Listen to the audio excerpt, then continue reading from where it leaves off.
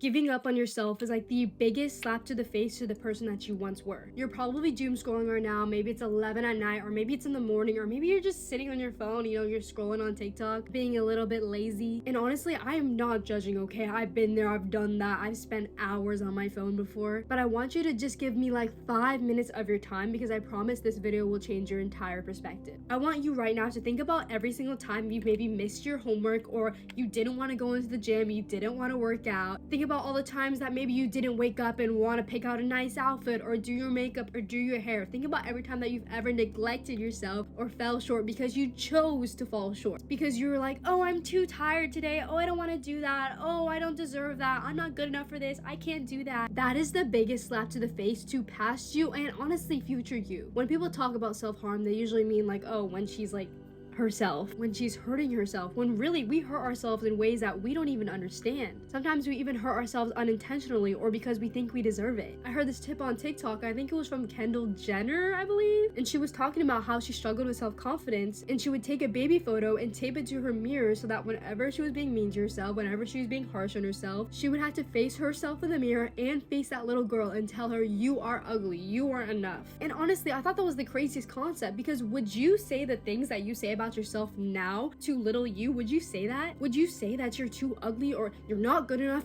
or you're not pretty enough, or you can't do this? No, you wouldn't say that. You wouldn't say that to a little kid. So why are you saying that to yourself right now? Why do you think you deserve that? Instead of using a baby photo, I often think about the photo of me. I think it was in the bathroom. I was getting ready to meet up with some friends, which ended up being the worst day of my life ever. That's a whole other story time. But in that photo, I just had the saddest expression on my face, and I felt like that literally emulates everything that I was going through. Just the expression on my face, you could read it so well, and I was so sad, yet so like disconnected, and I completely lost my spark. And that was when I was like 15 years old, and I just remembered taking that photo, and I was just so upset. But it was upset to the point where I couldn't cry. I was just genuinely, I was lost. I didn't know what to do with my life, and I didn't like myself, and I was honestly neglecting myself. And I think about that photo a lot because, I was trying to mask it with hair rollers. I was trying to get all pretty when in reality I was really, really deeply hurting. And so whenever I think of maybe not going to the gym, skipping a day, or skipping my skincare, or I don't know, skipping brushing my teeth, or skipping a shower, or straight up neglecting myself, not studying for tests, not doing my homework, not showing up, especially not showing up for myself, I would think about her. I don't want to ever be like her again, and I want to make a better life for her. Because yes, I'm 17, and honestly, I do wish I didn't do certain things when I was 15, 16, 14. I do wish I cared less about my appearance, and I do wish that I actually studied, because I'm applying for colleges right now, and I look back at my GPA and I'm like, damn, like, why didn't I just lock in? Why didn't I